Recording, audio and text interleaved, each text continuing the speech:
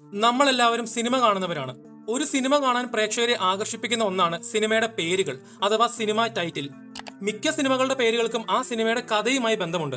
എന്നാൽ ചില സിനിമാ പേരുകൾ കാണുമ്പോൾ ഈ സിനിമയുടെ പേരും സിനിമയുടെ കഥയുമായി എന്താ ബന്ധമുള്ളതെന്ന് പലപ്പോഴും നമ്മൾ ആലോചിച്ചിട്ടുണ്ട്. എന്നാൽ ചില സിനിമകളുടെ പേരുകൾ ആ സിനിമയുടെ കഥയുമായി ഒരു ബന്ധമില്ലെന്ന് തോന്നുമെങ്കിൽ പോലും നമ്മൾ അറിയാത്ത ഒരു വലിയ കാരണമുണ്ട് ആ ഒരു പേര് വരാൻ. അത്തരം വ്യത്യസ്തമായ സിനിമാ പേരുകളുടെ പിന്നിലെ കഥകളെ കുറിച്ചാണ് ഇന്നിവിടെ പറയാൻ പോകുന്നത്. ഈ വീഡിയോ നമ്മൾ അപ്ലോഡ് ചെയ്തപ്പോൾ ഒരു ചെറിയ കമ്മ്യൂണിറ്റി ഗൈഡ്ലൈൻ പ്രശ്നം നേരിട്ടിരുന്നു. അതുകൊണ്ട് ഡിലീറ്റ് ആക്കിയതിനു ശേഷമുള്ള റീ അപ്ലോഡ് വെർഷനാണിത്. നിങ്ങൾ ഈ വീഡിയോ മുൻപ് കണ്ടിട്ടുള്ളവരാണെങ്കിൽ ദയവായി സ്കിപ്പ് ചെയ്തു പോകാവുന്നതാണ്.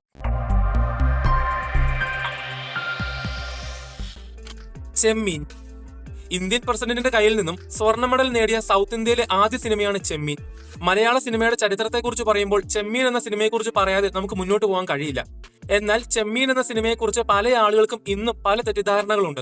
അതായത് ചെമ്മീൻ എന്ന സിനിമ കറുത്തമ്മയുടെയും പരീക്കുട്ടിയുടെയും നഷ്ടപ്രണയത്തെക്കുറിച്ച് പറയുന്ന സിനിമയാണെന്നും മാനസമൈനെ വരൂ എന്ന മനോഹരമായ പ്രണയഗാനത്തെ ഒരു വിരഹഗാനമാക്കി ആളുകൾ ഇന്നും ചിത്രീകരിക്കുന്നത് തെറ്റായ ഒന്നാണ്. എന്നാൽ നിങ്ങൾ എപ്പോഴെങ്കിലും ശ്രദ്ധിച്ചിട്ടുണ്ടോ, ഈ സിനിമയുടെ പേര് ചെമ്മീൻ എന്നാണ്. എന്നാൽ ഈ സിനിമയിലെ ഒരു ഭാഗത്തും ചെമ്മീൻ എന്ന പേര് പറയുന്നില്ല. തന്നെയുമല്ല, ചെമ്മീനെ ഈ സിനിമയിൽ ഒരിടത്തും കാണിക്കുന്നുമില്ല. അങ്ങനെയെങ്കിൽ എന്തിനാണ് ചെമ്മീൻ എന്ന പേര് ഈ സിനിമയ്ക്ക് കൊടുത്തത്? അവിടെയാണ് എഴുത്തുകാരനായ തകഴി ശിവശങ്കരപിള്ളയുടെ എഴുത്തിലെ ബ്രില്യൻസ് നമുക്ക് കാണാൻ കഴിയുന്നത്. അതായത് ചെമ്മീൻ എന്ന സിനിമ കൊട്ടാരക്കര അവതരിപ്പിച്ച ചെമ്പൻകുഞ്ഞിന്റെ കഥയാണ്. കടലാണ് സിനിമയുടെ പശ്ചാത്തലം. കടലിൽ മത്സ്യബന്ധനത്തിന് പോയി ജീവിക്കുന്ന മുക്കുവന്മാരാണ് ആ സിനിമയിലെ കഥാപാത്രങ്ങൾ. ഇനി ചെമ്മീൻ എന്ന മത്സ്യത്തിന്റെ കാര്യം നോക്കാം. ചെമ്മീന് ഒരേ സമയം മുൻപോട്ടും പിറകോട്ടും നീന്താനുള്ള കഴിവുണ്ട്. അതുമാത്രമല്ല, ചെമ്മീന്റെ ശരീരത്തിന്റെ ആകൃതി വളഞ്ഞിരിക്കുന്ന ഒരു വഞ്ചി പോലെയാണ്. ഇത് കടലിൽ വഞ്ചിയുമായി പോകുന്ന മുക്കുവന്മാരെ സൂചിപ്പിക്കുന്നു. ജീവിതമാകുന്ന കടലിൽ ഒരുപാട് പ്രശ്നങ്ങളുമായി ജീവിക്കുന്ന മുക്കുവന്മാരായ മനുഷ്യർ വഞ്ചിയിൽ കടലിന്റെ ഓളങ്ങളിൽ മുന്നോട്ടും പിറകോട്ടും ഒരു ചെമ്മീനെ പോലെ യാത്ര ചെയ്യുന്നതാണ് തകഴി ചെമ്മീൻ എന്ന പേരുകൊണ്ട് ഇവിടെ അർത്ഥമാക്കുന്നത്. ഈ ഒരു അർത്ഥം തകഴി ശിവശങ്കരപിള്ള തന്നെ ഒരു ബുക്കിൽ രേഖപ്പെടുത്തിയിട്ടുള്ളതാണ്. എന്തായാലും ചെമ്മീൻ എന്ന സിനിമയുടെ പേരിന് ഇങ്ങനെ ഒരു അർത്ഥം ഉണ്ടായിരുന്നു എന്ന് നിങ്ങൾക്ക് എത്ര പേർക്ക് അറിയാമായിരുന്നു? കമന്റ് ബോക്സിൽ രേഖപ്പെടുത്തുക. തേന്മാവിൻ കൊമ്പത്ത്. 1994 പ്രിയദർശൻ മോഹൻലാൽ സിനിമയാണ് തേന്മാവിൻ കൊമ്പത്ത്. പ്രിയദർശന്റെ കരിയറിൽ ഇത്രയും മനോഹരമായ ഫ്രെയിമുകളുള്ള മറ്റൊരു സിനിമയുണ്ടോ എന്നുള്ളത് സംശയമാണ്. സിനിമയുടെ വ്യത്യസ്തമായ കഥ പോലെ തന്നെയായിരുന്നു സിനിമയുടെ വ്യത്യസ്തമായ ഈ ഒരു പേര്, തേന്മാവിൻ കൊമ്പത്ത്. ഒരുപക്ഷെ ഈ സിനിമ കണ്ട അന്ന് മുതൽ പലർക്കും ഉണ്ടായിട്ടുള്ള ഒരു സംശയമാണ്, എന്താണ് ഈ തേന്മാവിൻ കൊമ്പത്ത് എന്നത്. കാരണം ഈ സിനിമയുടെ പേരും ഈ കഥയുമായി ഒരു ബന്ധവുമില്ല. അപ്പോൾ പിന്നെ എന്തിനാണ് പ്രിയദർശൻ ഇങ്ങനെ ഒരു പേരിട്ടത്? അതിന്റെ കാരണം അറിയണമെങ്കിൽ മറ്റൊരു മോഹൻലാൽ സിനിമയെക്കുറിച്ച് നമ്മൾ അറിയണം. 1993 പുറത്തിറങ്ങിയ ഫാസിൽ മോഹൻലാൽ സിനിമയായിരുന്നു മൺചിത്രത്താഴ്. നമുക്കറിയാം ഈ സിനിമയിൽ ഒരുപാട് യൂണിറ്റുകളും ഒരുപാട് സംവിധായകന്മാരും പ്രവർത്തിച്ചിട്ടുണ്ടെന്ന്. മണിച്ചിത്രത്താഴിലെ പല സീനുകളും പാട്ടുകളും ഷൂട്ട് ചെയ്തത് പ്രിയദർശനായിരുന്നു. സിനിമയിലെ പലവട്ടം പൂക്കാലം എന്ന അതിമനോഹരമായ ഗാനം മുഴുവൻ ഷൂട്ട് ചെയ്തത് പ്രിയദർശനായിരുന്നു. ആ പാട്ട് പോലെ മനോഹരമായിരുന്നു പാട്ടിന്റെ വരികൾ. എന്നാൽ ആ പാട്ടിന്റെ വരികൾ പ്രിയദർശന് ഭയങ്കരമായി ഇഷ്ടപ്പെട്ടു. ആ പാട്ടിന്റെ അവസാന ഭാഗത്തായി ഇങ്ങനെയൊരു വരിയുണ്ട്: നിറയെ തളിർക്കുന്നു, പൂക്കുന്നു, കായ്ക്കുന്നു, കനവിലെ തേന്മാവിൻ കൊമ്പ്, എന്റെ കരളിലെ തേന്മാവിൻ കൊമ്പ് എന്ന്. മനോഹരമായ ഈ പാട്ടിന്റെ വരിയിലെ ഈ ഒരു വാക്ക് കണ്ടപ്പോൾ അതിനോട് പ്രിയദർശന് ഭയങ്കരമായ ഒരു കൗതുകം തോന്നി. അങ്ങനെ ആ പാട്ടിന്റെ വരിയിലെ തേന്മാവിൻ കൊമ്പ് എന്നുള്ള വാക്കെടുത്ത് തന്റെ അടുത്ത സിനിമയ്ക്ക് പേരിടുകയായിരുന്നു പ്രിയദർശൻ. പേരുകളിൽ നിന്നും വ്യത്യസ്തത പുലർത്തുന്ന പ്രിയദർശന്റെ അടുത്ത സിനിമയ്ക്ക് അങ്ങനെ തേന്മാവിൻ കൊമ്പത്ത് എന്ന പേര് വന്നു. പക്ഷേ ഈ സിനിമയിലെ ഏറ്റവും വലിയ പ്രത്യേകത എന്താണെന്ന് വെച്ചാൽ, ഈ സിനിമയും ഈ പേരും തമ്മിൽ ഒരു ബന്ധമില്ലല്ലോ എന്ന് കരുതി ആരും ഇന്ന് വരെ ആ സിനിമയെ കുറ്റം പറയാൻ പോയിട്ടില്ല. വർണ്ണപ്പകിട്ട്. 1997 പുറത്തിറങ്ങിയ മോഹൻലാൽ സിനിമയാണ് വർണ്ണപ്പകിട്ട്. ഈ സിനിമയുടെ പേര് ഭയങ്കര വെറൈറ്റിയാണ്, വർണ്ണപ്പകിട്ട്. എന്തുകൊണ്ടാണ് ഇങ്ങനെ ഒരു പേര് സിനിമയ്ക്ക് കൊടുത്തതെന്ന് പലരും ചിന്തിച്ചിട്ടുണ്ടായിരിക്കും. കാരണം ഈ പേരും ഈ സിനിമയുടെ കഥയുമായി ഒരു ബന്ധവുമില്ല. ഈ സിനിമ സംവിധാനം ചെയ്തിരിക്കുന്നത് IV ശശിയാണ്. IV ശശിക്ക് എപ്പോഴും പരീക്ഷണങ്ങൾ ഭയങ്കര ഇഷ്ടമാണ്. സിനിമകളായാലും സിനിമകളുടെ പേരുകളായാലും അദ്ദേഹത്തിന് തന്റേതായ ഒരു രീതിയുണ്ട്. അദ്ദേഹത്തിന്റെ ഒട്ടുമിക്ക എല്ലാ സിനിമകളുടെയും പേരുകളുടെ തുടക്കം ആ എന്ന അക്ഷരത്തിലും പേരുകൾ അവസാനിക്കുന്നത് ആ എന്ന ശബ്ദത്തിലുമാണ്. 1994 വരെ അദ്ദേഹം ഈ ഒരു രീതിയിലാണ് സിനിമകൾക്ക് പേരിട്ടിട്ടുണ്ടായിരുന്നത്. എന്നാൽ അതിനുശേഷം 3 വർഷത്തെ ഗ്യാപ്പ് കഴിഞ്ഞ് അദ്ദേഹം 1997 ഒരു സിനിമ സംവിധാനം ചെയ്യുന്നത്. അതിന് വളരെ വെറൈറ്റിയായി വർണ്ണപ്പകിട്ട് എന്ന പേര് കൊടുക്കുകയും ചെയ്തു. വാസ്തവത്തിൽ ഈ ഒരു പേര് വരുന്നതിന്റെ കാരണം 1995 പുറത്തിറങ്ങിയ രാംഗോപാൽ വർമ്മയുടെ ബോളിവുഡ് സിനിമയായ രംഗീലയാണ്. രംഗീല എന്ന സിനിമ ആ സമയത്ത് ഒരു വലിയ ബ്ലോക്ക് ബസ്റ്റർ ആയിരുന്നു. ആ സിനിമയുടെ പേര് ഭയങ്കരമായി ഇഷ്ടപ്പെട്ട IV ശശി തന്റെ പുതിയ സിനിമയ്ക്ക് രംഗീല എന്ന പേരിന്റെ സമാനമായ അർത്ഥം വരുന്ന വർണ്ണപ്പകിട്ട് എന്ന പേര് കൊടുത്തു. പേര് കൊടുക്കുക മാത്രമല്ല, രംഗീല എന്ന ടൈറ്റിലിന്റെ അതേ കളർ പാറ്റേൺ ആണ് വർണ്ണപ്പകിട്ട് എന്ന പേരിനും അദ്ദേഹം കൊടുത്തത്. എന്തായാലും വർണ്ണപ്പകിട്ട് രംഗീല പോലെ ബോക്സ് ഓഫീസിൽ ഒരു വലിയ ഹിറ്റായിരുന്നു. ആറാം തമ്പുരാൻ. 1997 മോഹൻലാൽ ഷാജി കല സിനിമയാണ് ആറാം തമ്പുരാൻ. ഈ സിനിമയിൽ ആറാം തമ്പുരാനെ കുറിച്ച് പറയുന്നത് കൊണ്ടാണ് ആറാം തമ്പുരാൻ എന്ന പേര് വന്നതെന്ന് നമ്മൾ ചിന്തിക്കുന്നുണ്ടെങ്കിൽ അത് തെറ്റാണ്. അതായത് ആറാം തമ്പുരാൻ എന്ന പേര് വന്നതിന് പിന്നിൽ വളരെ രസകരമായ ഒരു കഥയുണ്ട്. ഈ സിനിമയുടെ തിരക്കഥാകൃത്ത് രഞ്ജിത്താണ്. രഞ്ജിത്ത് തിരക്കഥ എഴുതിയപ്പോൾ ഈ സിനിമയിൽ കണിമംഗലം കോവിൽ വാങ്ങാൻ വരുന്ന ജഗന്നാഥ തമ്പുരാൻ എന്ന് മാത്രമേ ഉണ്ടായിരുന്നുള്ളൂ. അവിടെ 6 അക്കം ഉണ്ടായിരുന്നില്ല. ഈ സിനിമയുടെ തിരക്കഥ ഡിസ്കഷൻ ചെയ്യാൻ വേണ്ടി ഷാജി കൈലാസും രഞ്ജിത്തും പാലക്കാടുള്ള പൂമുള്ളി മനയിൽ ഇരിക്കുമ്പോൾ അവിടുത്തെ കാര്യസ്ഥൻ വന്ന് അവരോട് ഈ മനയിലെ 6ആം തമ്പുരാൻ നിങ്ങളെ കാണാൻ വന്നിട്ടുണ്ടെന്ന് പറയുന്നു.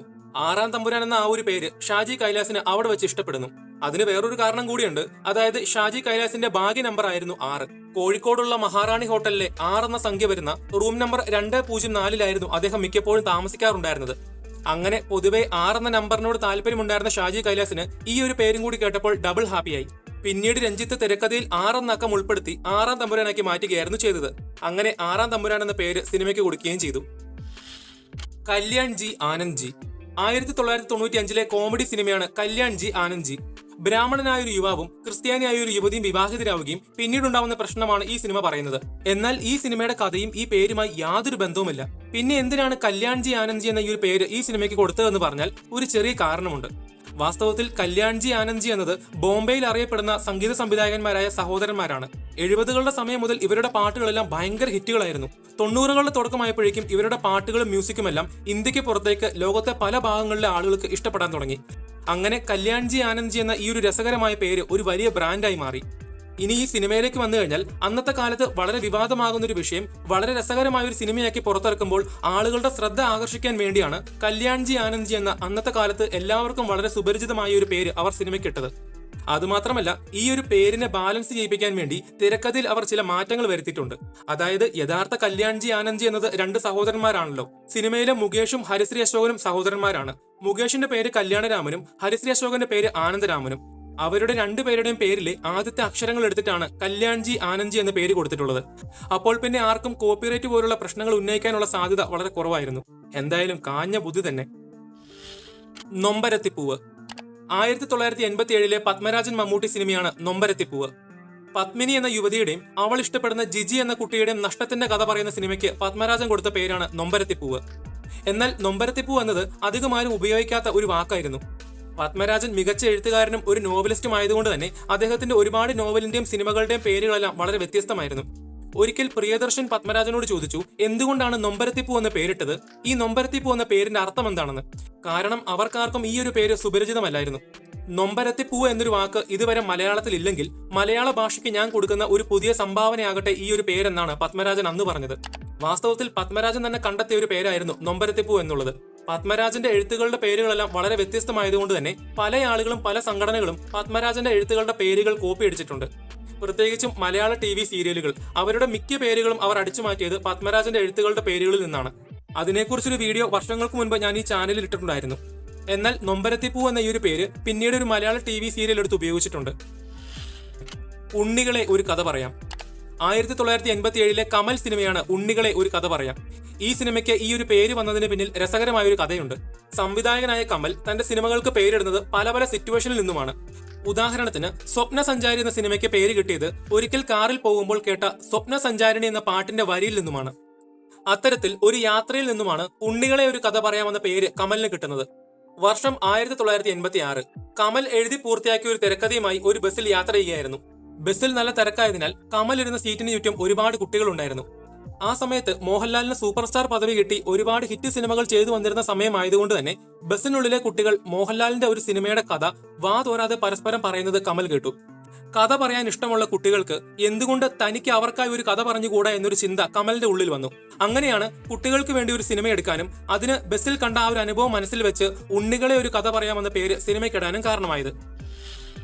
കാഴ്ച സംവിധായകനായ ബ്ലസ്സിയുടെ ആദ്യത്തെ സിനിമയാണ് 2004 പുറത്തിറങ്ങിയ മമ്മൂട്ടി സിനിമയായ കാഴ്ച. എന്നാൽ ഈ സിനിമയ്ക്ക് കാഴ്ച എന്ന പേര് വന്നതിന് പിന്നിൽ വളരെ വ്യക്തിപരമായ ഒരു കാരണമുണ്ട്. അതായത് ഒരിക്കൽ ബ്ലസ്സിക്ക് ഒരു അസുഖം വന്നു. അസുഖം ചികിത്സിക്കുന്നതിന് വേണ്ടി ഡോക്ടർമാരുടെ അടുത്ത് ചെന്നപ്പോഴാണ് ഡോക്ടർമാർ പറഞ്ഞത് ഈ അസുഖം വന്നു കഴിഞ്ഞാൽ ഒരുപക്ഷെ ബ്ലസ്സിയുടെ കണ്ണിന്റെ കാഴ്ച നഷ്ടപ്പെട്ടു പോകാൻ സാധ്യതയുണ്ടെന്ന്. പിന്നീടാണ് ബ്ലസ്സി കണ്ണും കണ്ണിന്റെ കാഴ്ചയും എത്രത്തോളം പ്രാധാന്യമുള്ളതാണെന്ന് മനസ്സിലാക്കുന്നത്. അതുകൊണ്ട് തന്നെ ഒരുപാട് കഷ്ടപ്പെട്ട് തന്റെ ആദ്യത്തെ സിനിമ അദ്ദേഹം സംവിധാനം ചെയ്തപ്പോൾ അതിന് കാഴ്ച എന്ന പേര് അദ്ദേഹം ഇട്ടു. എന്തായാലും സംഭവം അടിപൊളിയായിരുന്നു. കിലുക്കം പ്രിയദർശന്റെ മറ്റ് സിനിമകളെ പോലെ തന്നെ വളരെ വ്യത്യസ്തമായ പേരുള്ള സിനിമയായിരുന്നു 1991 പുറത്തിറങ്ങിയ കിലുക്കം. നന്ദിനിയുടെയും ജോജിയുടെയും കഥ പറയുന്ന സിനിമയാണെങ്കിൽ പോലും പ്രധാന കഥാപാത്രമായ രേവതി അവതരിപ്പിച്ച തലയ്ക്ക് വട്ടുള്ള നന്ദിനിയിലൂടെയാണ് സിനിമ മുന്നോട്ട് പോകുന്നത്. എന്തുകൊണ്ടാണ് സിനിമയ്ക്ക് കിലുക്കം എന്ന പേരിടാൻ കാരണമെന്ന് ചോദിച്ചാൽ നന്ദിനി എന്ന കഥാപാത്രം തന്നെയാണ് ഉത്തരം. ഊട്ടിയിലെ റെയിൽവേ സ്റ്റേഷനിൽ കിലുങ്ങുന്ന കൊലുസുമായി കാലെടുത്ത് വെക്കുന്നത് കൊണ്ട് മാത്രമല്ല കിലുക്കം എന്ന് പേരിട്ടത്. സിനിമയിലെ പ്രധാന കഥാപാത്രമായ നന്ദിനി ഒരു കിലുക്കാൻ പറ്റിയെ പോലെ നിർത്താതെ എപ്പോഴും ഉച്ചവെച്ച് സംസാരിക്കുന്നതിനാലും ചടുലമായി തെറിച്ചു നടക്കുന്ന ഒരു പെൺകുട്ടി ആയതിനാലും കിലുക്കാൻ പറ്റിയുടെ റെഫറൻസ് വെച്ചിട്ടാണ് പ്രിയദർശൻ കിലുക്കം എന്ന പേര് സിനിമയ്ക്കിട്ടത്. 2020 2008 ജോഷി സിനിമയായിരുന്നു 2020. എല്ലാ നടീനടന്മാരും അഭിനയിച്ച ഈ ഒരു സിനിമയ്ക്ക് 2020 എന്നൊരു പേര് കൊടുക്കാൻ ഒരു കാരണമുണ്ട്. അതായത് 2007-8 കാലഘട്ടങ്ങളിലായിരുന്നു 2020 ക്രിക്കറ്റ് രൂപം കൊള്ളുകയും ഇന്ത്യ പ്രഥമ 2020 ക്രിക്കറ്റ് ലോകകപ്പ് ജയിക്കുകയും ചെയ്തത്. 2020 ക്രിക്കറ്റ് എന്നാൽ വളരെ ആഘോഷവും എനർജറ്റിക് പെർഫോമൻസും ആയതിനാൽ എല്ലാ നടീനടന്മാരും ഒരുമിച്ച് അഭിനയിക്കുന്ന വളരെ ആഘോഷമായി എനർജിയോട് കൂടിയുള്ള സിനിമയാണ് ഇത് എന്ന് സൂചിപ്പിക്കാൻ വേണ്ടിയാണ് സിനിമയ്ക്ക് 2020 എന്ന പേര് കൊടുത്തത്. അതുകൊണ്ട് തന്നെ സിനിമയുടെ പോസ്റ്ററിലെല്ലാം 2020 എന്ന പേരിനോട് കൂടെ സെലിബ്രേഷൻ എന്ന ഒരു ടാഗും കാണാൻ കഴിയും. അതുമാത്രമല്ല 2020 ക്രിക്കറ്റിൽ ഇന്ത്യക്ക് ലോകകപ്പ് കിട്ടി സക്സസ്ഫുൾ ആയ സമയത്ത് ഈ സിനിമയും അതുപോലെ തന്നെ വലിയൊരു സക്സസ് ആവും എന്നൊരു ചിന്ത കൊണ്ടാണ് അതേ പേര് തന്നെ സിനിമയ്ക്ക് കൊടുത്തത്. കമ്മീഷണർ. ഈ പേരിൽ എന്താ എത്രമാത്രം പ്രത്യേകതയെന്ന് നിങ്ങൾ ഇപ്പോൾ ചിന്തിക്കുന്നുണ്ടായിരിക്കും. ഇപ്പോഴല്ല, അന്ധകാലത്ത് ഒരു പ്രത്യേകതയുണ്ടായിരുന്നു. ഈ സിനിമയുടെ സംവിധായകൻ ഷാജി കൈലാസ് ആണ്. ഷാജി കൈലാസിന്റെ 11ാമത്തെ സിനിമയാണ് കമ്മീഷണർ. ഈ സിനിമ ഇറങ്ങുന്നതിന് തൊട്ടു മുൻപ് വരെയുള്ള ഷാജി കൈലാസിന്റെ സിനിമകളെല്ലാം കോമഡി, ഫാമിലി, ആക്ഷൻ ജോണറുകളുള്ള സിനിമകളായിരുന്നു. ഷാജി കൈലാസിന്റെ ആദ്യത്തെ ഒരു മുഴുനീള പോലീസ് സിനിമയായിരുന്നു കമ്മീഷണർ. 90 കാലഘട്ടങ്ങളിൽ സോഷ്യൽ മീഡിയ ഒന്നും ഇല്ലായിരുന്നല്ലോ. അതുകൊണ്ട് സിനിമയെക്കുറിച്ച് അറിയാൻ കഴിഞ്ഞത് പത്രങ്ങളിലൂടെയും പോസ്റ്ററുകളിലൂടെയും മാത്രമായിരുന്നു. എന്നാൽ വെറുതെ കമ്മീഷണർ എന്ന് പറഞ്ഞ് പോസ്റ്റർ അടിച്ചു കഴിഞ്ഞാൽ എന്ത് കമ്മീഷണറാണ് ഏത് കമ്മീഷണറാണെന്ന് പോസ്റ്റർ കാണുന്ന സമയത്ത് ആളുകൾക്ക് കൺഫ്യൂഷൻ ഉണ്ടാവാനുള്ള സാധ്യതയുണ്ടായിരുന്നു. കമ്മീഷണർ എന്ന് ആദ്യമേ പോസ്റ്റർ അടിച്ച സമയത്ത് ഇതൊരു ട്രാൻസ്പോർട്ട് കമ്മീഷണറുടെ പടമാണെന്ന് പല ആളുകളും അന്ന് പറഞ്ഞിരുന്നു. ആ ഒരു തെറ്റിദ്ധാരണ ഒഴിവാക്കാൻ വേണ്ടി രഞ്ജി പണിക്കരും ഷാജി കൈലാസും ചെയ്തതായിരുന്നു സിനിമയെക്കുറിച്ച് അച്ചടിച്ച പത്ര റിപ്പോർട്ടിലും പോസ്റ്ററിലുമെല്ലാം കമ്മീഷണർ എന്നെഴുതി അതിന്റെ കൂടെ 3 നക്ഷത്രങ്ങൾ ചേർത്തത്. അതിനുശേഷം കമ്മീഷണർ എന്ന പേര് സിനിമയുടെ തലക്കെട്ടിൽ കൊടുക്കുന്നതിനോടൊപ്പം 3 നക്ഷത്രങ്ങളും അവർ മറക്കാതെ ചേർത്ത് വെച്ചു. ഇതുപോലെ തന്നെ അവസാന നിമിഷം സിനിമയുടെ പേര് തിരുത്തിയ പടമാണ് ഈ പറക്കം തളിക. പറക്കും തളിക എന്ന് മാത്രമായിരുന്നു സിനിമയുടെ പേര്. എന്നാൽ അതേ പേരിലുള്ള മറ്റൊരു സിനിമ രജിസ്റ്റർ ചെയ്തിട്ടുണ്ടായിരുന്നതിനാൽ അവസാന നിമിഷം പേര് പോകാതിരിക്കാൻ വേണ്ടി പറക്കും തളികയുടെ മുൻപിലായി ഈ എന്നൊരു വാക്ക് ചേർത്ത് അവർ ഈ പറക്കും തളിക എന്ന പേര് സിനിമയ്ക്ക് കൊടുക്കുകയുണ്ടായി. വീഡിയോ നിങ്ങൾക്ക് ഇഷ്ടപ്പെട്ടെങ്കിൽ ചാനൽ സബ്സ്ക്രൈബ് ചെയ്യുന്ന കാര്യം ഒന്ന് പരിഗണിക്കുക. അതോടൊപ്പം നിങ്ങളുടെ അഭിപ്രായങ്ങൾ കമന്റ് ബോക്സിൽ രേഖപ്പെടുത്തുക. അപ്പോൾ അടുത്തൊരു വീഡിയോയുമായി വരുന്നത് വരെ ബൈ.